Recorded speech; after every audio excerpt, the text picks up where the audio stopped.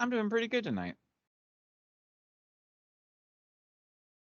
Excellent, excellent. Glad to hear that. Glad to hear that. It's been a long day. It's been a long day, but it's a good day nonetheless. Yeah, so we're going to dive into some training as promised for the next 4 sessions, okay? So they're all outlined in the MS Teams chat, but tonight we're going to concentrate on PCI, DSS, and HIPAA, okay? We're going to do an in-depth comparison, a compare and contrast of both. There's a lot of, I wouldn't say overlap, but they're kind of intertwined many times, but we're going to talk about the differences and then the similarities.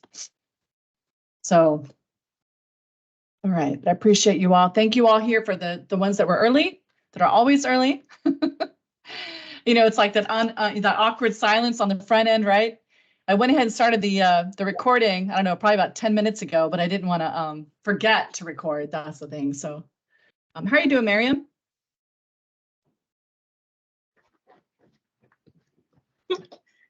I'm doing great. Good evening. Good evening. Good evening. Thanks for asking. Happy New Year. Yeah, Happy New Year to you. Yeah, absolutely. Yeah, so we have Hina, hi, Marlon, Troy, Kevin, Kwesi, Len, Alexi, Michael, and of course, Miriam so far. So yeah, I'd love to have you. I know it's like first Wednesday out the chute, right? I know normally these are locked in for GRC. The last 2 weeks we did presentation practice. And at the back end of this training also, we're building in also about 30 minutes or so for those that want to practice their presentations, okay? So for those of you that already presented, if you want to practice again, or, you know, take the constructive feedback, right? And if you've incorporated it, you want to practice again. And for those that didn't present, need to present, right? Between now and the next couple of weeks, because I cannot, in good conscience, sign off on anybody without having presented, okay? Because that's just part of our DNA in cyber, is also the presentation skills. You know, you got to have that unlock. Yeah, Happy New Year. Happy New Year, Happy New Year. I'm sure in about a couple more days that'll get old, but I can't believe it's, you know, 2024 though. That's the thing. You know, it's crazy, right? Crazy. All right, we have about 10 people, 11 including me. Give it another 60 seconds and then we'll get started. I definitely want to be courteous of everyone's time. So did anybody do anything special over the holidays? Anybody travel outside of their state, their country, anything? Or did people kind of do a staycation? Went to a football game. Okay. Texans. All right. That's pretty much it. Okay, awesome. Went to Dallas for family. Okay. Yeah. Cool. Yeah, pretty chill. Excellent. Okay, awesome. Yours? It's your first New Year's in Alaska. It is, yes, it is. Yeah, this whole entire since late August to now has been an entire trip. Road trip, mind trip, everything trip, right? Mm-hmm. Coming here, but it was great though. It's definitely been a vacation, or I shouldn't say it's an adventure. I'll put it that way, an adventure. We've gotten in the last 45 days, we've gotten 78.6 inches of snow in Alaska, in Anchorage, which is unheard of. We've gotten like 99% of the forecast of snow for the entire year in 45 days. So it's been crazy. Okay, it's been crazy. All right. So all right, looks like a few more people joined the chat. All right, we'll give it a little bit. We'll give it a little bit. I know people are kind of trailing in, and I don't want to have to repeat myself either. So we'll start maybe about 5 after. So about 3 more minutes. Get everybody kind of a chance to trickle in if that's okay. For those of you that are here early, thank you. It doesn't go unnoticed, I can assure you. Yeah, and you know, again, you can choose to be anywhere, but you're choosing it to be here, which says a lot about you, right? I did extend the internship, as you're well aware, because there were 2 weeks about midway through that I had to take for a family situation. And that kind of set us back a little bit, right? And I wanted to go back and do a gap analysis of our own program and say, okay, what did I leave out? What did I not cover? Okay, so these next 4 sessions are those training sessions that we really need to cover. And these are requirements because just as much as you're going to learn the technical stuff, right?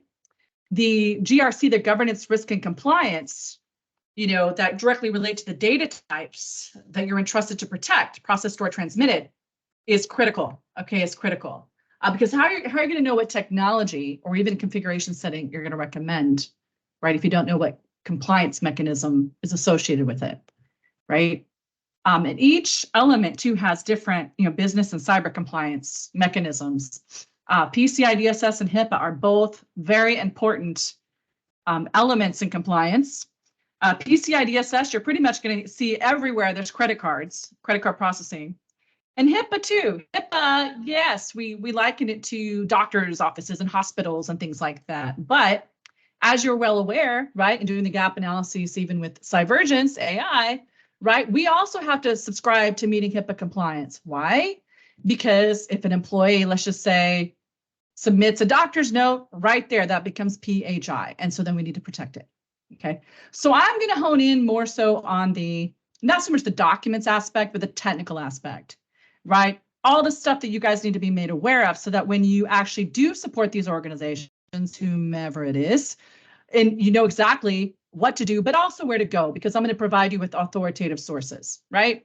Don't just Google anything. You need to go to authoritative sources. So I'll be providing those on the back end, right? Because you're not going to remember all this. There's nobody that can.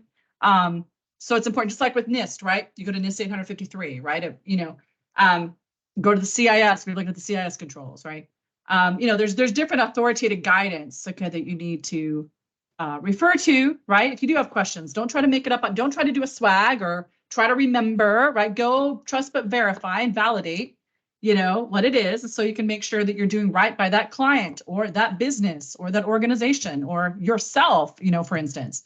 Take and apply some of these things at home too, right? Good cyber hygiene starts at home. I always say that, you know, I guarantee you that you guys have health records, you guys have, you know, credit card data you guys are, you know, dealing with and things like that. Not so much from the business perspective, but from the user's perspective. So just make sure that whatever you're using is PCI DSS compliant, right? Those types of things. All right, so it is 5:05. Let's go ahead and get started, okay? So I'm not watching the chat so much. So if anybody is chiming up, just kind of let me know if I've overlooked something, all right? We'll open it up for questions. I mean, have a lot of stage gates in here for interaction, trust me. Let's try though to keep the topics and the questions aligned to PCI DSS and HIPAA for now, please, because I do have it recorded. And I do want to throw this up on YouTube, if you will, for you guys to actually refer to in the future, okay? So what do you all know so far about PCI DSS, right? I know I kind of explained this, we were dealing with credit card data, but what else can you think of that you're aware of, at least now, about PCI DSS?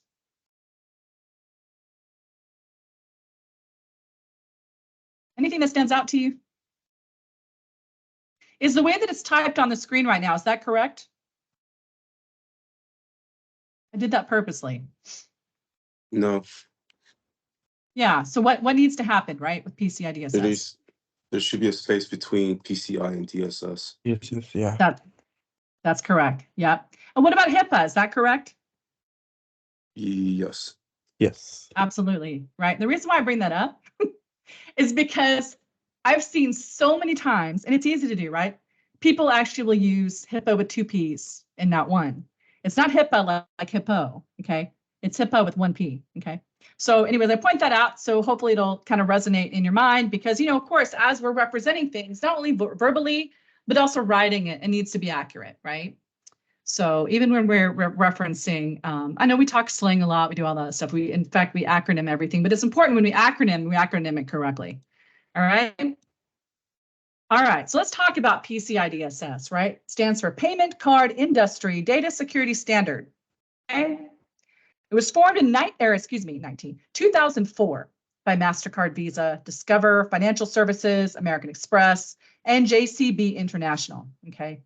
American Express and JCB, all of them actually, had, you know, try to come up with a standard, right? It's now maintained by the Payment Card Industry Security Standards Council, the PCI SSC. It does not, however, have any legal authority to compel compliance. However, It is regulated as a requirement for all businesses processing credit or debit card transactions. And what are some major organizations that are have to meet regulatory compliance? Some big ones that deal with PCI DSS. MasterCard.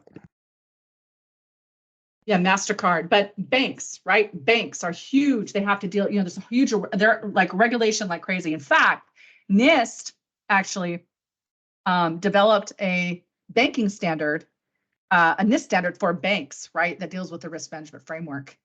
So again, it's heavily regulated, as is any company that is dealing with any credit card payment transactions, including my own, any e-commerce, anything like that.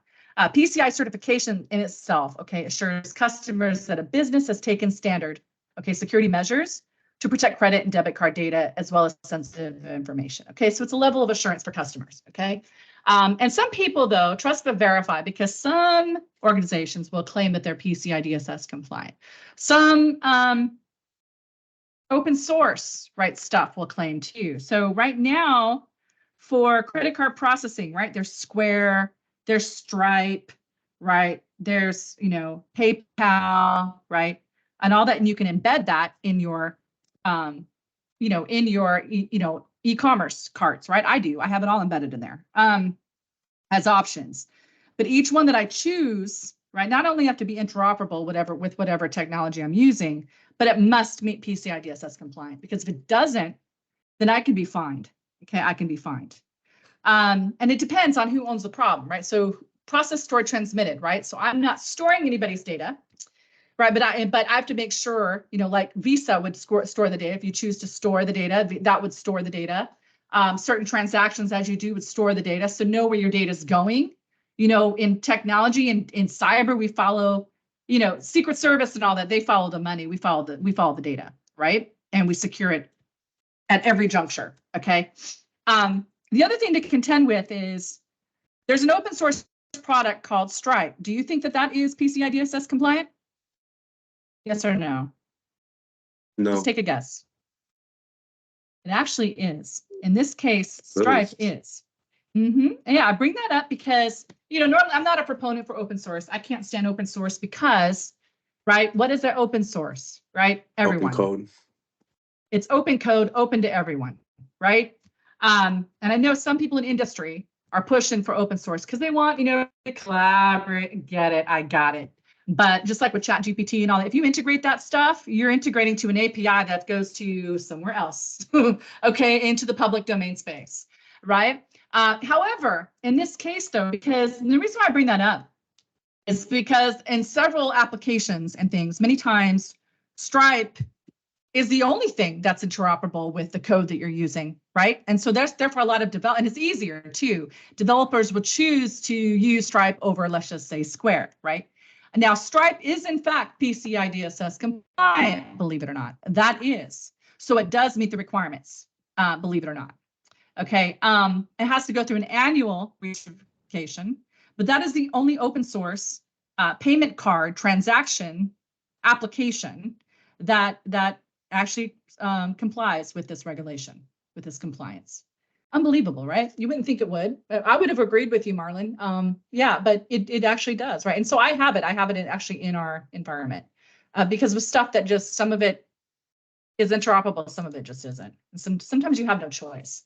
So with PCI DSS, right, there are 12 requirements, okay? And so I've broken this down 3 per slide, okay? So we're gonna read these. I'm not gonna read these, but I'm gonna ask for volunteers to read these in a popcorn style, right? Why? Because I know if I was to give you the slide deck, I hardly any of you would read them, okay? I know you, because I love you guys, right? But I know how students are. I know some of us, say 1% of my team would actually go back and read it, and the rest would table it and they say, oh, I can get to it, and then it never happens, right? So you'll hate me now, but you'll love me later, right? So we're gonna actually read these one by one. So who wants to start off with number 1, please? I can go with number 1. Okay. Okay. The PCI DSS stipulates 12 requirements. The first one is encrypting cardholder data during transmission over public network. Okay, excellent. Thank you. Who wants to go next? So Installing antivirus software and updating it regularly. Excellent, excellent. Who wants to go next? Building and and maintaining maintaining. secure applications and systems. Excellent. Okay, who wants to go next? Number 4. Installing and maintaining, Go for it. It's okay. installing it. and maintaining a firewall to secure cardholder data. Excellent. Thank you. Who wants to go next? Refraining from using vendor default values for security parameters like system passwords. Yep, excellent. Number 6. Storing Storing cardholder cardholder information information securely. Yeah, awesome. No, look, I'd rather have several people talk over each other than nobody at all. I'd rather have that, honestly. I'm going to say, because sometimes it can get brutally quiet, and I want you guys to be engaging. So just do it. Just speak up. Okay, tonight's engaging. Okay.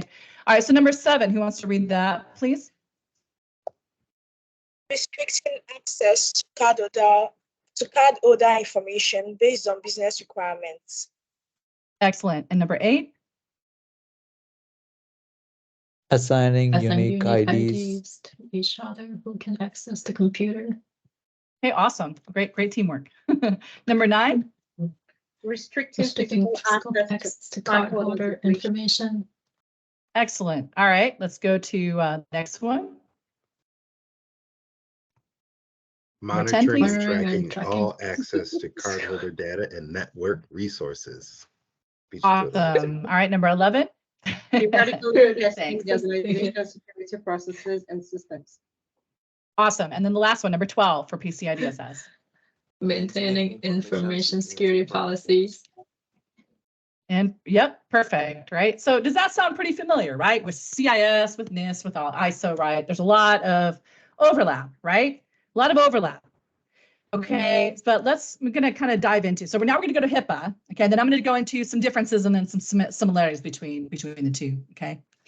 So let's talk about HIPAA. Now, HIPAA helps modernize the flow of healthcare information, specifying requirements to protect the privacy of patients, referred to by the law, okay? Because HIPAA Act is law. FSMA Act is law, right? Affordable Healthcare Act, law, right? So anytime you see an A, it's definitely law. We have no choice but to abide by it, right? PCI DSS is a standard, okay, for credit cards, but however, HIPAA is law, okay? So, you know, and it covers a range of data types. Okay, I always say know the data types running in your environment, right? So social security numbers, driver's licenses, names, fingerprints, photographs. Yes, that's PII, but engage when it's related to your patient information, then it also crosses over into PHI as well, right? So there's an overlap between PII and PHI there too, especially when you're dealing with the hospital or whatever, right? Because it can be associated easily then, you know, with the healthcare record, right? So HIPAA applies not only to the healthcare institutions, but also to business associates, defined as any entity, okay, such as software vendors, small businesses, large business that handles PHI, you know, belonging to any covered entity, right? And so, of course, we have to subscribe to meet HIPAA compliance as well, like I said earlier, you know, we have employees that perhaps may, in fact, send over a doctor's note. I don't ask for it, okay? But the minute they do, then that's PHI, okay? And so we have to meet HIPAA compliance as well, believe it or not, okay? In addition to PCI DSS, because we also handle credit card data, okay? Some of the most important requirements, there's 3 main requirements here. The privacy rule, the security rule, okay? And the breach notification rule, okay? And we're gonna read these 2. So who wants to read the privacy rule? I'll go. I'll read it. Okay. So the privacy Thank rule you. governs the use and disclosure of protected health information, PHI, owned by applicable business associates and entities. PHI may contain information about an individual's medical condition, medical service, or payments. Awesome. Thank you. Appreciate that. Who wants to read the security rule? The security rule addresses electronic PHI, ePHI, specifying 3 security measures, administrative, physical, and technical, required for compliance. The rule stipulates different security standards for each measure, specifying mandatory and addressable implementation details. Excellent, thank you. Who wants to read the breach notification rule?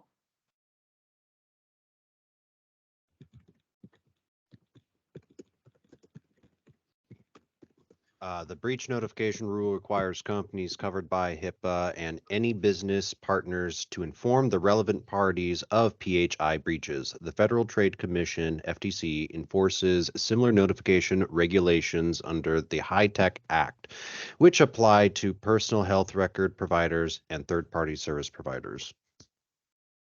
Excellent. That third one, even though 1 and 2 are equally important, but the third one. So does anybody see that, right? You know, so HITECH Act 2 is another act that we need to subscribe to, right? But also the reporting aspect. The reporting aspect, you know, so you have to notify. And if there is a breach, even a suspected breach to one, and you find out, you have to notify everyone in that database, not just the one person, but every single person that's in the database, okay? Which can be hugely embarrassing for your organization. A lot of the breaches and ransomware attacks and all that can in fact be prevented, okay? They can in fact be prevented 100%, okay? With folks like you, okay? They're gonna be, know how to, right? Subscribe to meet these GRC requirements and of course choose the right tools, choose the right techniques, the right procedures, you know, the right configuration settings, all of it, you know? A lot of people, you'd be surprised. I was talking to somebody today, I'm not going to tell you from where. From where, okay? Talked to an IT help desk person today. And they said that, this is no joke, so that a 15-character password that you don't have to reset at all, as long as you're using MFA, right, is not subjected to a breach. That, yeah, nothing, even quantum computing can do it. Like crazy, right? But this is coming from an IT help desk person, tier 1 help desk person. I'm not joking. That happened today. Did you tell on him? Said, right? What do you think I said back? Very nicely, though. I was nice because I'm professional. What do you think I said, though? What would have been your response to that person? Say again? Needs to read on compliance. Yeah, well, the compliance, right? 15 characters is fine. Yes, that's more than 8. But not changing it. That's the thing. It's like they have a no change rule because they figure just MFA on its own face is fine. And it's not. Okay. So, you know, that's what I'm trying to say. Look, if the IT, and this is what I tell my students, like even back in the university days when I was teaching at university, I tell them this because it's true. If the IT folks that are responsible for operations, and by the way, they're the help desk, so the first line of defense, if you will, that's why they really should be, tier 3 should be at the bottom, because they should be the most trained. The ones that are the ones interacting with the customer should be the most trained. Okay, honestly. Escalation is one thing in a network infrastructure and all that, but they should know what the heck they're doing, okay, because they're the first line of defense. So, yeah, it's just crazy, you know, honestly. But look, if the IT operations team knew the cybersecurity, you know, requirements, the level they need to, do you think that a separate cybersecurity specialty would be needed? Right? For those of you that I've taught, yeah, you guys know the answer, right? It's no. So what does that tell you? Don't assume that IT people know, because they're great on keeping everything up. They're part on the CIA triad. They're responsible for the A, the availability component. Okay, they're trying to just keep it up and running. Okay, that's enough within itself. Okay, the developers, on the other hand, if they're developing something, you know, they're developing the code and things, and they're the innovators. They're awesome. They're trying to meet a contract requirement, but they're not necessarily. They don't know security either. Okay, they might do a on the spot, you know, penetration test, but they're not doing any static or dynamic code analysis of that code either. So here's where we come in. And this is why I hone in on, and again, you can hate me now, but you'll love me later, because you're going to see it. It's going to be so like my mouth doesn't hit the floor anymore. Okay, because of that. But part of our job with consultation, okay, and again, when you're a cybersecurity, you're going to be seen as an advisor. Okay, so I don't care what you call it, employee, advisor, consult, you know, consultation. I don't care what you know, analyst. whatever your engineer, okay? If you're anywhere in cyber, you're going to find yourself doing education as much as consultation, okay? So you need to know this stuff so that when something does come up, right, you know the authority, you don't have to memorize it so much as know the authoritative sources where to go. Know the fact that this exists so that you can redirect folks on the right path of compliance, right? And data security, because that's our primary job, right? So yeah, this is hugely important, you guys. It's nothing to kind of just scoff at or, oh yeah, this is it. I've heard of it. I know it. No. This is very serious, right? So some similarities and differences, right? So look, PCI and HIPAA are essential for their respective sectors, but they're not interchangeable, okay? So we're going to walk through some important similarities and differences between HIPAA and PCI DSS and their related requirements, okay? So here we go. I'll read this first slide, and then I'm going to have you guys also do the popcorn on the next slide. Because again, I know you guys won't read it if I tell you to read it. Some of you will, but most of you won't. And it's the human element, right? Nothing against anybody. So that's why we're going to cover it here, okay? So I'm going to read it, absolutely, because it's a requirement. HIPAA structure is wider, looser, and much less detailed than PCI DSS. And that goes the same thing like NIST and ISO, right? That's why I point you guys, even though it's ISO 27001 Annex A, that's why I always point you to that core document, the NIST 853 Rev 5, because that's a lot more detailed and explanatory, right?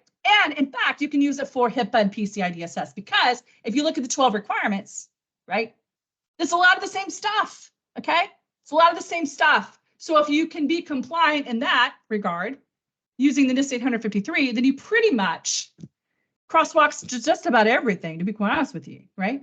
So the other thing is with HIPAA, the HIPAA implementation, the details are left to the provider's discretion, which is very scary, especially if they're not, you know, streetwise, if you will, when it comes to cyber, right? A lot of really bad decisions can be made, especially at the higher level when they don't know, okay? So PCI DSS does have limited security requirements. HIPAA addresses a wider range of issues, you know, and, you know, mostly, you know, what a lot of us know of, right, is we go in as a patient, right, or even an outpatient, and we sign off on, you know, the privacy thing, you know, who can see our file, that kind of stuff. All the people in there are, of course, then, you know, given the HIPAA training, right? What they can reveal, what they can't, you know, all that kind of stuff, quality assurance, fraud, waste, and abuse, all that kind of stuff. You know, not to, if you're there a nurse, for instance, not to talk about, you know, your patient's situation or the colostomy they just had or whatever, right? Or, you know, I'm just saying. So, or the colonoscopy, right, they just had. You know, that kind of stuff, right? You know, maybe they can talk about it in general, but they can't align it with a patient's name, right? Or post pictures on the internet, right, of a surgery that has the patient's details in it, or even really the geographical data in there, right? You know, health records, of course, are 10 to 20 times more valuable on the black market, believe it or not, okay? And just like, you know, dignitaries, like our president, right? So his data is actually maintained in the electronic health record database, okay?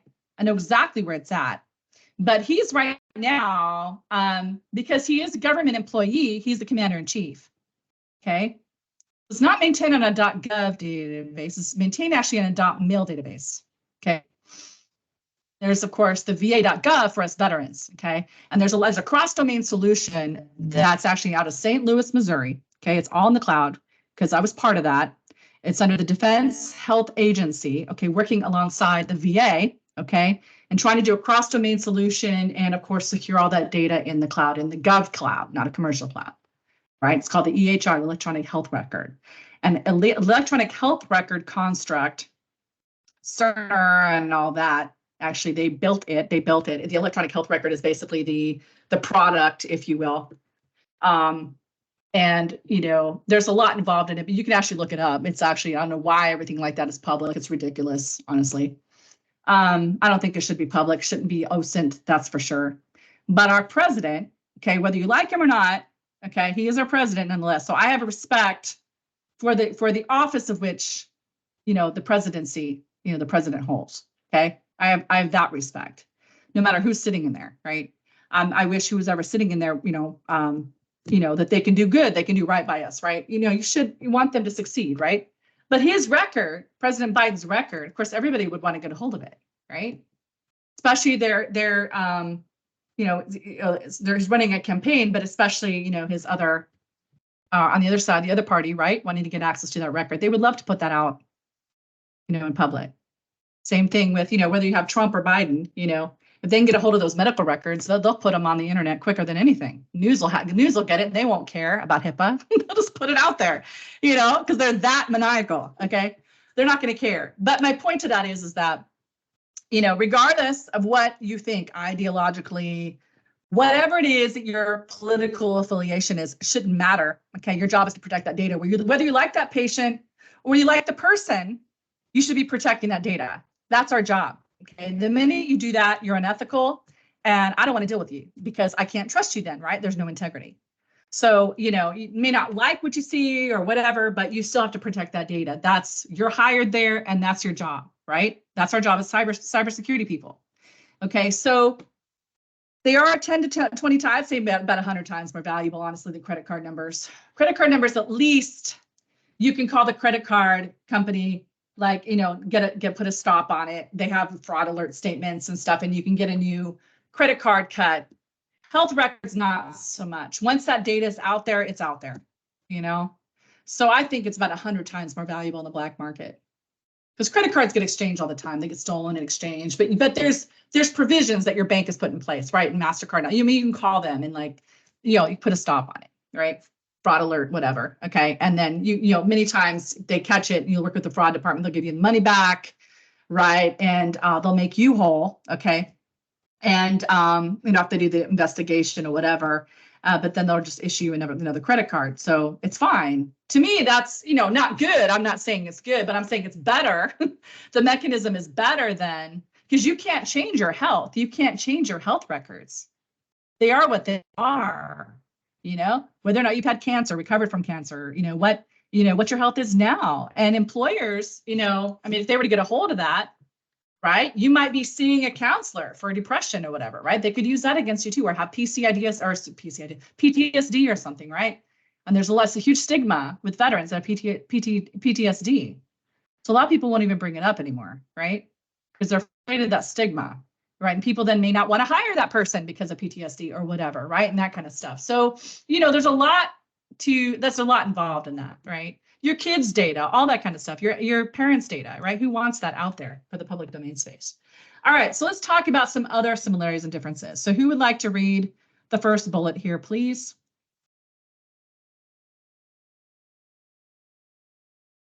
All entities covered by the regulatory. No, go for it. You want to read it together? Read it together. That's cool. I was waiting so patiently because I was waiting for someone to go first. I knew this was going to happen.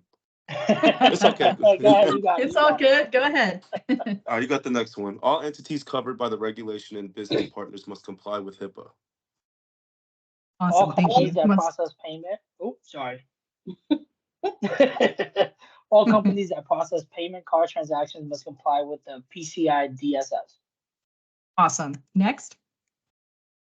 Concept of meaningful use covered by HIPAA's omnibus rule under the ITech Act helps address the world threat to EPHI, including loss, theft, and unauthorized access. The PCI DSS does not refer to meaningful usage. Excellent. All right, next. Both PCI DSS and HIPAA security compliance can include risk analysis, remediation processes, and regular vulnerability scans. Yep, sounds familiar, doesn't it? Crosswalks to a lot of the other frameworks that you've dealt with, right? So that's why I said just point to NIST 153 Rev 5. If you use that as a checklist, you're pretty much golden because it crosswalks to just about everything else, right? And it gives a lot more supplemental guidance, a lot more meat and potatoes by the high-level stuff. So you're assured a better chance of meeting compliance in that regard. Okay, anyways, thank you for reading that. Sorry about that. Go ahead, who wants to read next? Failure to comply with either regulation can result in high fine and penalties and increase a successful data breach risk. Yep, excellent. Who wants to go next? Certain system components process both account and PHI data. Excellent. Thank you. Thank you both, gentlemen. All right, who wants to go next? BOS regulation requires infrastructure components such as antivirus software, Active Directories, and log monitors. Yep, sounds pretty common, right? Sounds just like what you guys have undergone as far as the gap analyses for Divergence, right? Using CIS and NIST controls. Also sounds very similar to the ISO 27001 training, right? The framework that we discussed, the Annex A few weeks ago, right? So there's a lot of overlap there. Great job. Thanks everyone. Look, there are hundreds of validation points per rule, but only a handful of HIPAA and PCI standards overlap. And although both regulations aim to protect sensitive data, the way to achieve compliance is very different. HIPAA compliance does not imply PCI DSS compliance. While they share some validation points, their specificity, I can't even talk tonight, prevents, can somebody say that word? There we go, specificity. I did like spit it out. I cannot talk tonight. It's all good. So look, you're going to make mistakes in presentations too. Just roll with it. Just roll with it. Laugh it off and roll with it, right? So that's all you can do because we're not perfect. We're human, all right? So, the show must go on, right? So anyways, while they share some validation points, their specificity remains prevents their compliance requirements from overlapping, okay? The U.S. Department of Health and Human Services, HHS, has several agencies that provide guidelines and other resources to help companies comply with HIPAA. And these include the Office for the Civil Rights and the Office of the National Coordinator for Health Information Technology, okay? Healthcare organizations must regularly analyze their security risks. They must train their staff, and they must implement technologies as well, right, to prevent unauthorized entities from accessing PHI. HIPAA also requires organizations to establish incident response plans, perform third-party risk assessments, and sign the relevant business associated agreements, the BAAs, with external suppliers, right, that supply chain element. You need to keep track of all cardholder data in an organization's network or transmitted between organization is absolutely critical to maintaining PCI DSS compliance. And another way to ensure compliance is to encourage business leaders. Say again? Do you want to say something? I'm so sorry to be rude. Are you reading off a slide? No, I'm actually just talking through it. Oh, so I'm okay. just talking through it. So I'm talking through tips. You got to change the yeah. slide. Okay. I'm just talking through tips, right? Okay. So yeah, no, that's okay. It's all right. Yeah, the way to ensure compliance, okay, is to encourage business leaders, the buy-in, right? You need to get buy-in. And that's important, right? That's why I say the education and consultation is equally important because you need to basically manage up, right?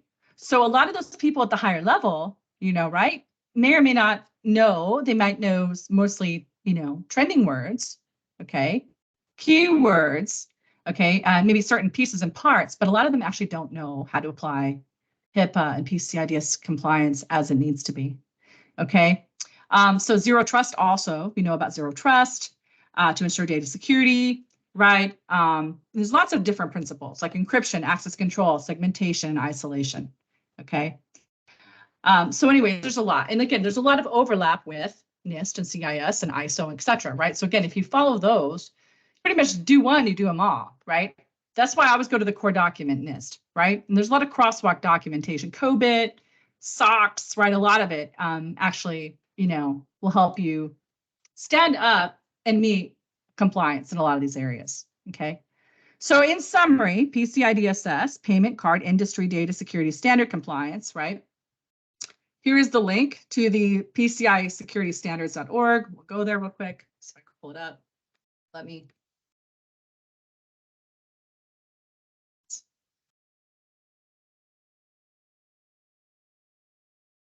Okay. We had it up actually, but that's okay. Okay, so, go to the authoritative sources. There's going to be a lot of vendors. They're going to trip you up and try to sell you something, okay? But go to the authoritative source, PCIsecuritystandards.org. And the reason why I don't provide PDFs or anything like that is because PDFs change, like the data in them are going to change. The data in these slides can change, right? So as they update technology and regulation requirements and things like that, you want to go to the source. Just like NIST, the minute you pull it down, well, they don't update it as quickly as that. But, you want to make sure that you go to, let's just say NIST, right, to go and get the most current documentation, right? Same thing with PCI DSS, right? And so this is the authority, okay? the PCI Security Standards Council, okay? All right, so PCIsecuritystandards.org, okay? And the next one, then let me go ahead and go to the HIPAA, right? The Health Insurance Portability and Accountability Act of 1996, okay? The other one was developed when? Do you guys remember? It's on the very first slide. Do you remember? It's like 2004, right? 2004. So, you know, so let's actually pull this up, because it's by Health and Human Services, right? So again, so you want to go to hhs.gov, HIPAA, right? You want to go to the for professional security law. I'll dump this in the chat in just a moment, but like I said, I just wanted you guys to, you're not going to memorize this as possible. You're not going to memorize NIST either. You'll memorize certain aspects of it, but I always say go to authoritative sources for your information so you can refer to, okay? You know, look, the biggest takeaways are the authoritative references to PCI DSS and HIPAA, okay, to refer back to for guidance as you select technology products and implement best security practices in your network infrastructures. Each organization is different. There's no cookie cutter solution, but the requirements remain the same. Okay, a small business has the same requirements to meet as a larger business, like a small, let's just say a doctor's clinic, right? Has the same requirements to meet as that of, let's just say, Cedars-Sinai Hospital. They just have a different pot of money, a different budget to work with, right? And believe it or not, prior to HIPAA, right, no general accepted set of security standards or general requirements for protecting health information existed in the healthcare industry. None at all, okay? And at the same time, new technologies, you know, continue to evolve. Healthcare industry, you know, is starting to move away from paper processes, right? They're still continuing to do that. A lot of them have gone digital, so they're still catching up, right? And relying more heavily, of course, on electronic information systems, right? There's also the E-Records Act. Also, if you look at OMB, there's the E-Records Act. And so even records, there's certain requirements there. NARA also, when you deal with, you know, the National Archives, right? We deal with government data, all that kind of stuff, right? So there's lots of it. So you need to know, you know, how long to keep the log, how long to keep the data, how long to even keep the emails too. Were you aware that, you know, like Department of State, for instance, for the dignitaries, like the Secretary of States and stuff like that, do you know that those emails have to be kept indefinitely? You guys know that? Those email correspondence is kept indefinitely. That's a huge cost to the taxpayer, yes. But you can always go back to refer, okay? So we compress it, of course, as a snapshot, basically a PST or an OST file, but we still keep it nonetheless. We put a legal hold on it. We put a congressional hold on it. That's what you do in Microsoft Exchange. Okay, and then therefore, because like, especially back in the Hillary days, you know, Congress was asking for, you know, samples of emails, say, okay, give me the emails from this date to this date, right, what have you. And so we'd have to supply it to the Congress. You know, they'd have to legitimately supply a request, and we'd have to actually supply what they were asking for, right? Data integrity, all that. So you put a legal hold and you put a congressional hold on that data, and then nothing can happen, right? So you encrypt it, you do all that kind of stuff. Anyways, it's a lot involved in it, but you need to know, okay? You need to know. So, all right, almost done, okay? You know, look, this concludes our training for HIPAA and PCI DSS. So are there any questions, comments, thoughts, anything concerning today?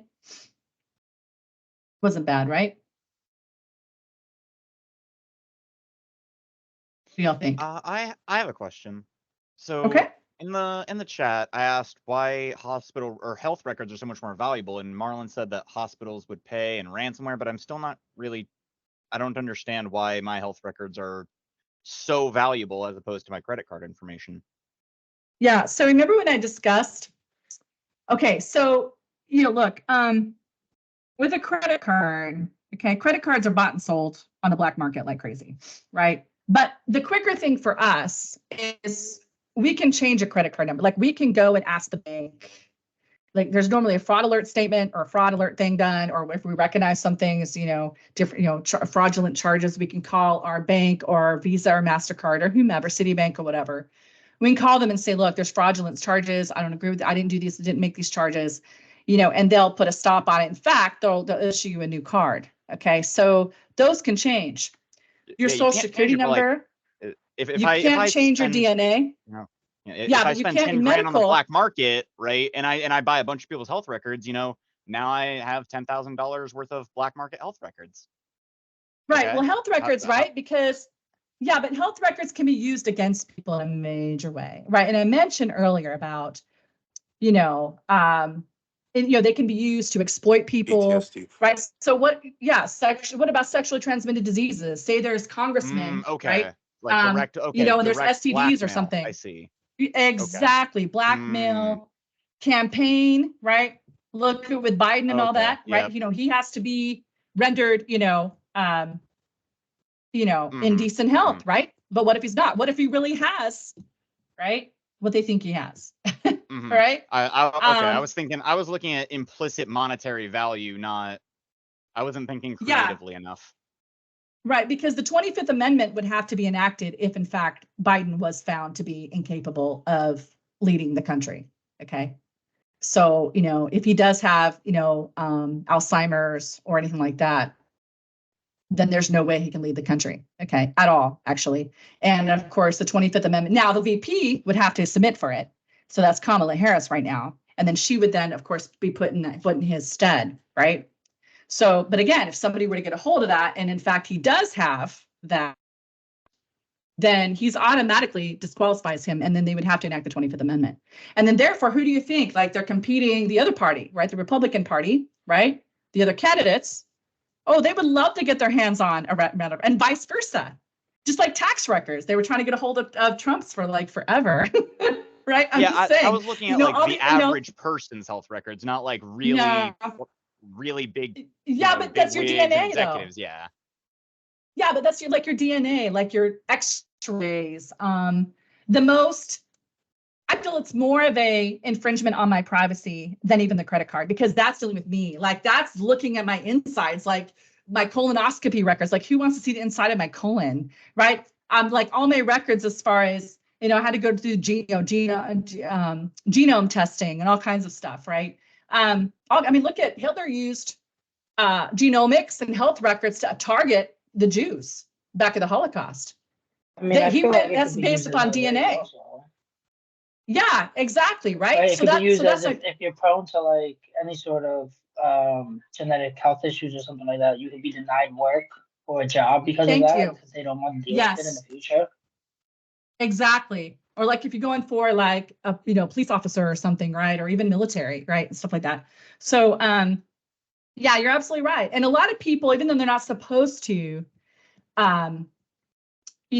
disqualify you or not hire you because of a disability, trust me when I say, like smokers, like there's even the thing about smokers, right? So if you are a smoker, right, or a prior smoker or whatever, like, they may or may not hire you or something because you have a higher probability of, health problems. Or if you're obese, overweight, now that's kind of visual, but if there's a long-term, where you're out a lot or whatever, anything like that, right? Okay, what about right now? There's, Roe v. Wade was overturned, so abortion, right? So if your records got leaked out and you had an abortion, right? It's a federal offense now, even though it's down at the state level, right? Well, I guess it wouldn't be a federal offense anymore. It's down at the state level, okay? But my point to that is you definitely don't want your health record out there. That is the most personal violation that somebody can do to you. Okay. Honestly. So that's why it's more valuable. And you can't change that once it's out there in the public domain space.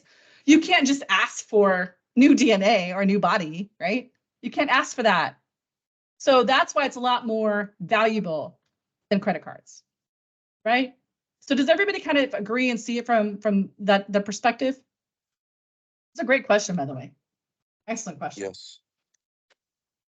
Awesome. That was great comments, great questions. Any other alibis, questions, anything?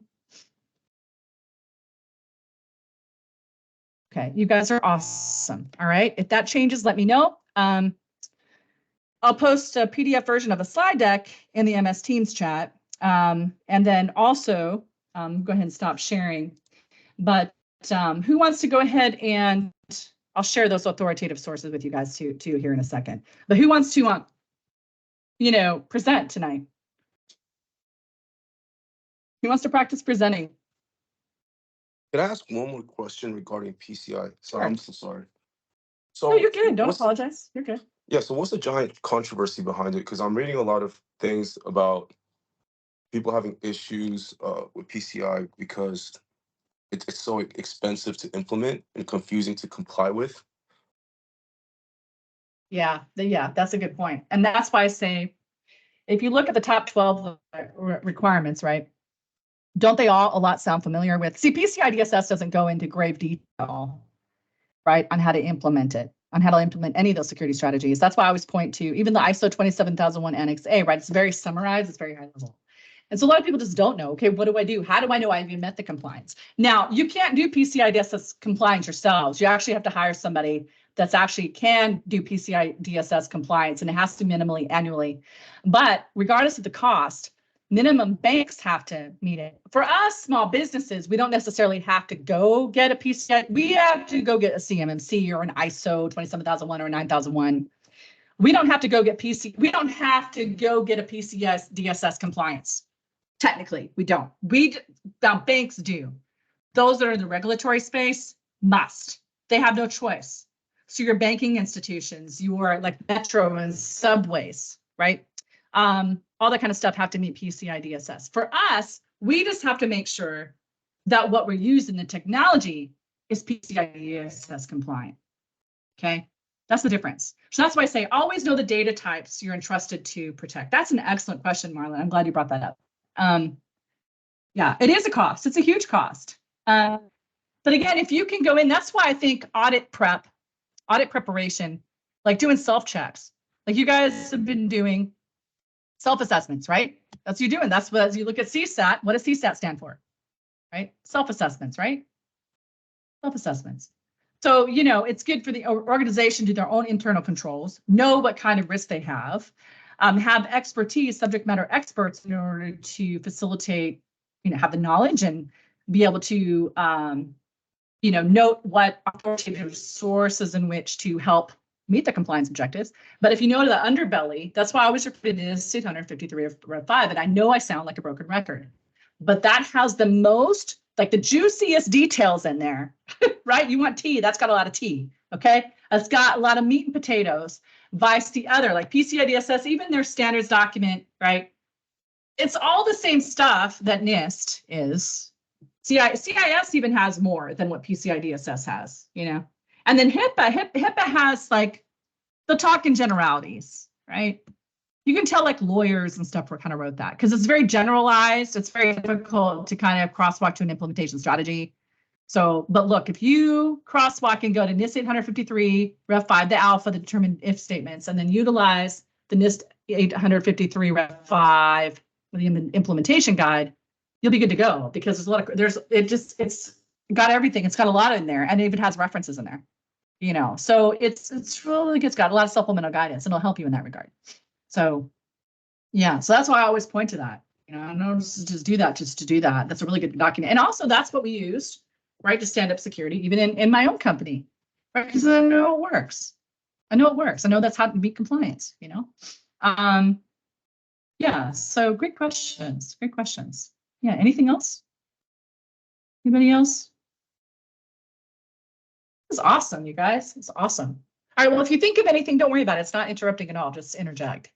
All right, who wants to present? Who didn't present the last couple of weeks that wants to present tonight?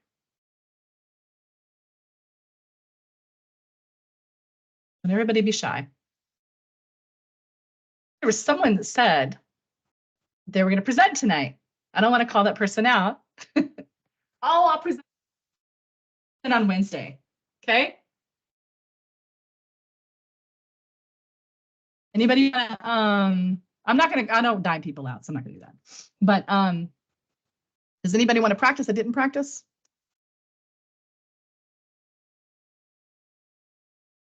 You guys. Oh my gosh. Okay, for my spring crew. For the people that presented so far, great job. You know, honestly, you guys did a great job. Okay.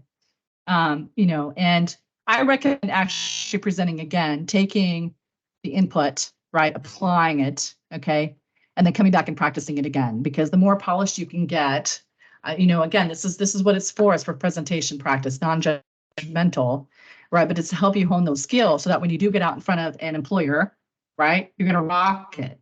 That's the whole point of this. You know, it's just training, you know, and all that. So utilize it while you can, and you utilize everyone here, right? Spring folks how to do it, and the fall folks have to do it. Many of the fall folks already have the last week and a half, but those that did not, or those that want to practice again, give about 60 seconds.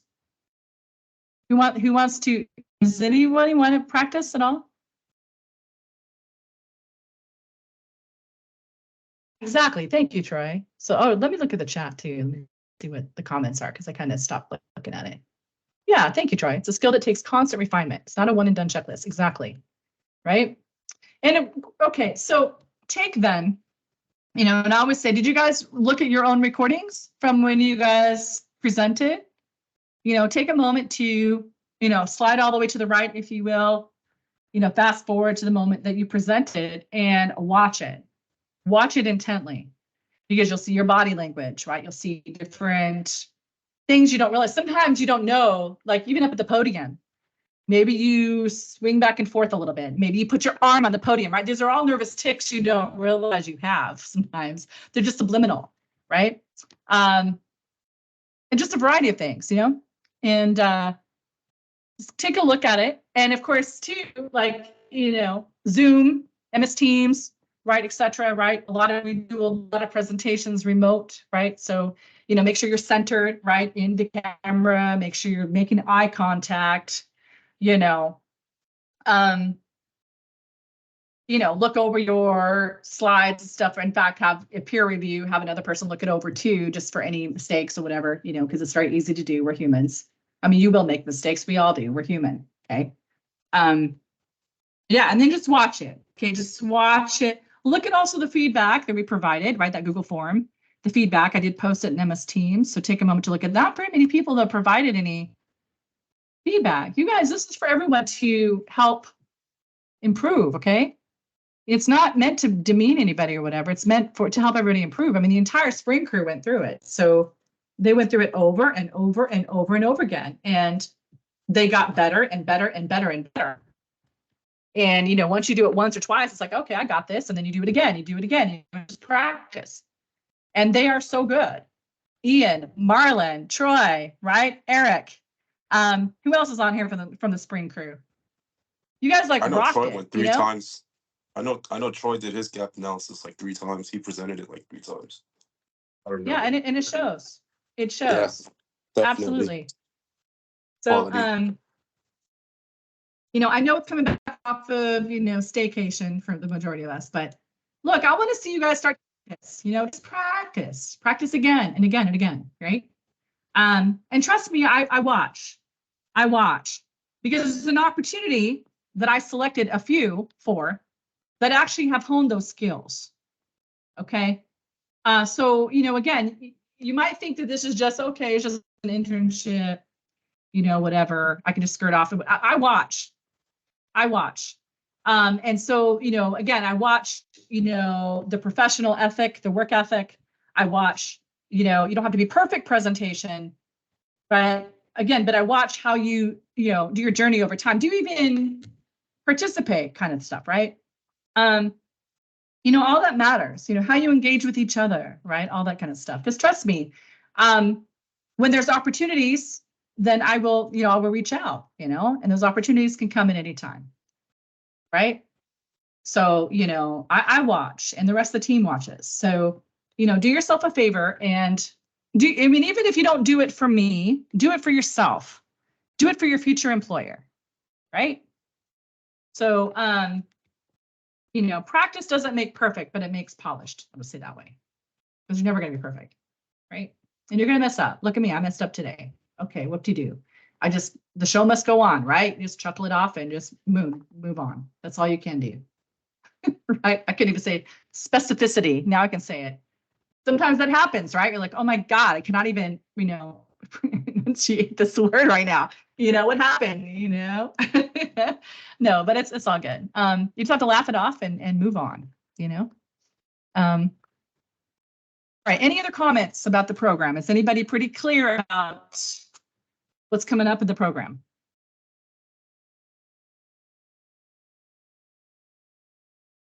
When? Yes. Okay, awesome. All right, so every week is kind of planned out, and you know, the next, like I said, 3 sessions, it's all training. Okay, it's all the stuff that you know, we kind of missed. Oh, go ahead, Michael. Go ahead. Yeah, I do have a question. I just want to make sure, are we going to continue to meet every Friday and Wednesday, or is that going to change since the program's going to come to an end? No, okay, so excellent question. So we are meeting Wednesday and Friday, okay? So Wednesday, Friday, and let's see, where did I put it so I can actually show you guys? Here it is. So I actually put, I'm going to share on my screen here. Great question.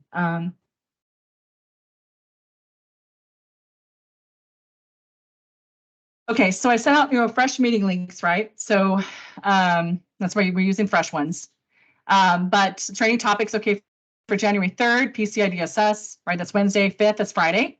So we'll go over ITIL, cost benefit analyses, presenting risk. It's going to be a more advanced session, okay? And also different ways to present risk, okay?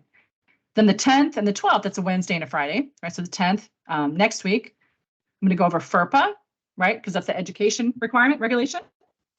And again, ACT, SOX, SOX, not SOC, but SOX, and GDPR, okay, more intently. And then on the 12th, I'm going to FedRAMP and cloud, okay? On the 17th, that's a Wednesday, we're going to do a career AMA, but we're going to focus on your LinkedIn profiles. So once your LinkedIn profiles, that is your, you know, electronic, you know, representation of yourself. It's almost like your own website of yourself, your branding. And so resume is one thing. We went over resume a lot. In fact, you can go back and refer. The federal resume guidance and the commercial resume guidance is all on the YouTube. So you can actually just type in cyvergence.ai and just scroll down and you'll see it. But I do want to concentrate on, and I did give you guys some information on LinkedIn About section, but I want to see your picture. I want to see all that because there's certain things too. Like I was talking with somebody else. I don't want to throw that person under the bus at all, but talking to the other person, right? And you can clearly see why, because it's all perception, right? You can see during the picture, they look too young. You know, it looked like it was a gaming picture, right? And stuff like that. So just giving that little guidance, changing that picture, right, goes a long way, right? How you're engaging, how you're representing yourself, even in the titles and the about section, the different content you're posting, the different people you're following, right? All that stuff matters, okay? So we're gonna go over that. We're gonna hone in on that, you know, because again, if you want headhunters, if you will, you know, those recruiters to reach out to you and they see, or you know, like, oh, this came up in my search, awesome. But then they go to your thing and it doesn't look very professional or something's just questionable, right? Then they're gonna shy away, you know, they're not gonna reach out to you then, right? So Marlon will tell you too, Marlon and David and stuff, when we were actually interviewing you guys, we looked at your resumes. We also went to your LinkedIn profiles, right? So I'll be honest. I've always went to LinkedIn first because LinkedIn always tells you a story. Just by your repost, what you say, what you're posting, who you're following, everything Anna said above, it tells you your character. I always tell people treat LinkedIn the same as you would all social media, like whether it's Facebook, Instagram, doesn't matter.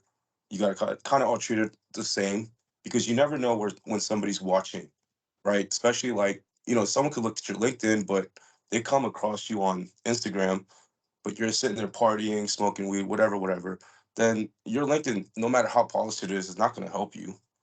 So exactly. I always try to maintain both of them in a professional manner. Even what you comment in groups, you know, it always pops up. So just be cautious of that. Exactly. And if you're going for, let's just say, in cybersecurity, right? 8 times out of 10, if you actually work, let's just say Department of Treasury, Department of State, FBI, in any of those, you're gonna need some type of clearance.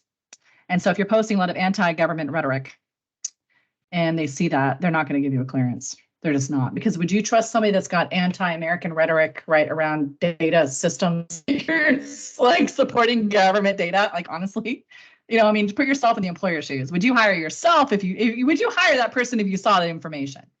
So it does matter, okay? It does matter. Go ahead. Was somebody saying something? No, I was agreeing with you. I'm sorry. Oh, okay. No, awesome. No, but thank you, Marlon. I appreciate that because, yeah, good guidance, good feedback. So yeah, on the 17th, we're inviting our alum to a lot of our alums to get to meet a lot of the other folks. Some people, you know, people graduated, 103 graduates. Some people stayed on further than that. Other people, of course, you know, got jobs and checked out, or they moved on to other things. Awesome. You know, but I like to also reach out. We were doing monthly like things. We didn't do anything that for the alumni in December. So I wanted to put a focus also. We were doing monthly things. So we will continue doing monthly alumni events. For this one, we're going to couple it with the LinkedIn profiles reviews and also look at the alumni. Like a lot of people have gotten jobs, some people haven't. So let's look at then, let's turn a negative into a positive, right? So, you know, I'm all about the good, the bad, the different, you know, good, the bad, the ugly. So things are going great, but sometimes they're not. But let's find out why. Like, why are you not getting, like maybe you're submitting a resume. Is it a response? Is it something on your resume? Maybe it could be a gap, could be anything that you just don't realize at first glance. You're like frustrated, like, why am I not getting any hits, right? Why are people not returning my, why aren't I hearing anything back? It's like my resume is going on to the ether, right? Or whatever. Or I'm not getting some headhunters in my, you know, DMs and my LinkedIn, but not really much, you know. Or I'm going for SOC, but I'm only getting like IT help desk stuff, you know, I'm only getting like tier 1 stuff or whatever, you know. So even though SOC is tier 1, tier 2, tier 3, but you know, there could be a reason, right? There's certain keywords and things got to come up in those searches. So so yeah, we're going to focus on that. Okay, we pull up everybody's LinkedIn.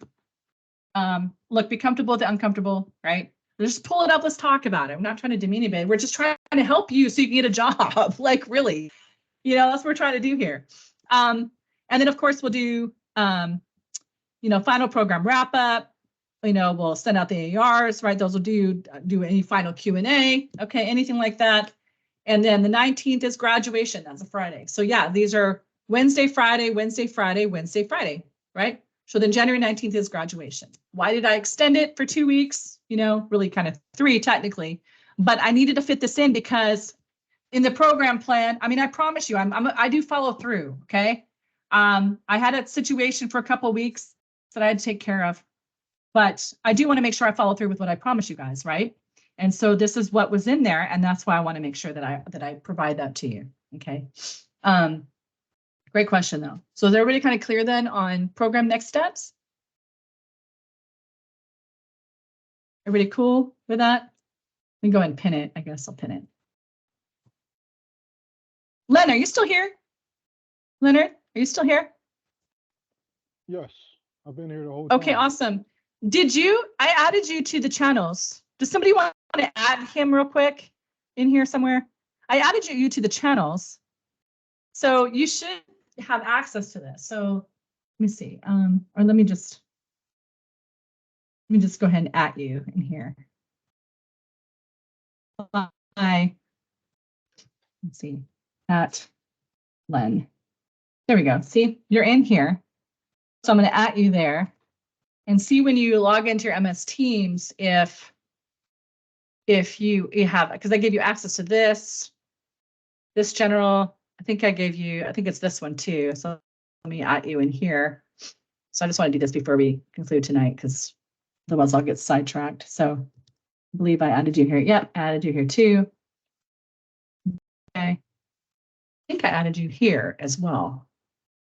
Let me see.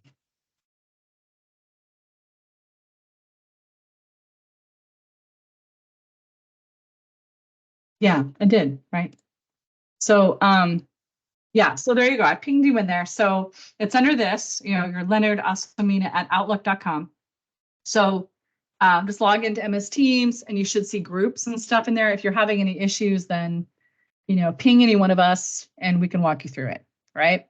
Gain access. Does someone want to provide guidance to him on how to gain access to MS Teams? Somebody want to offer that up real quick? Well, actually, I have already accepted the ones that you have reached out to me for in terms of the GRC internship and as well as the Microsoft just general communications channel. So I've Okay. added those, accepted those. Excellent.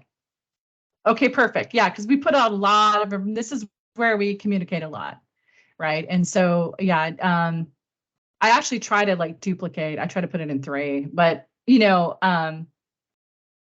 put out a lot of information here. And so, yeah, it's important that you're, privy to that, and then note the dates and things like that. I did update the meeting invite, which I actually sent it to you.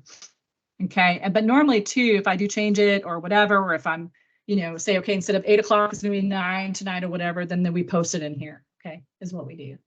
So it's important that, you gain access to that. All right, awesome. I just want to confirm that. Okay. All right. Any other comments or anything about anything tonight before we conclude?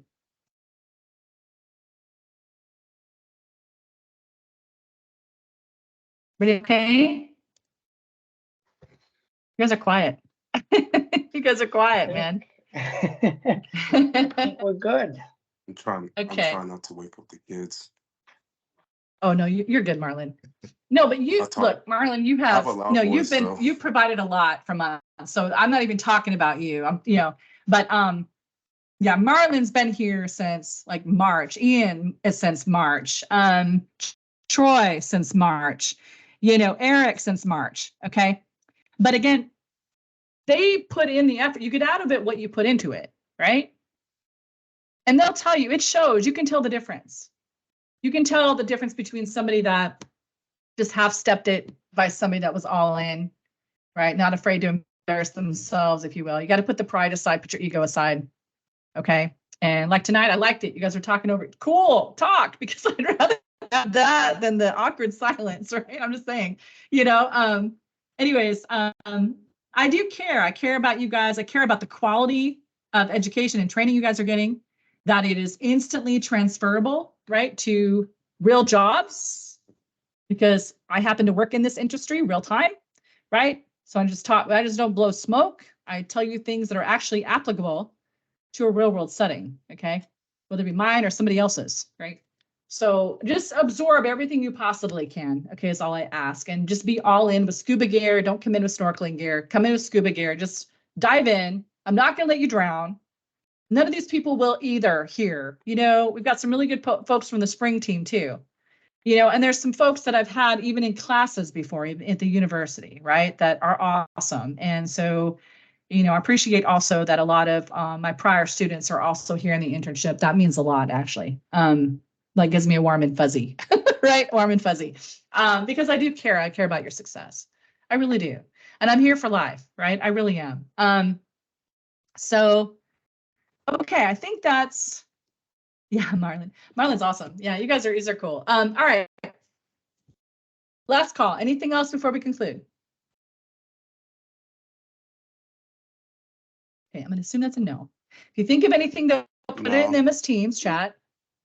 Yeah, Marlon, you're good. You're awesome. If you think of anything, just put it in the MS Teams chat, okay? And then Leonard, now that you're in there, okay, use it, okay, and communicate. If you have a question, anything, just post it in there, and we will, in droves, help you out. Whoever's online, there's somebody always online in there, to kind of communicate and respond. So, all right, but have a great night. Thanks, you guys. See you on Friday, okay? Good night, everyone. Right, thank you. Have a good night. Good night. You too. Okay.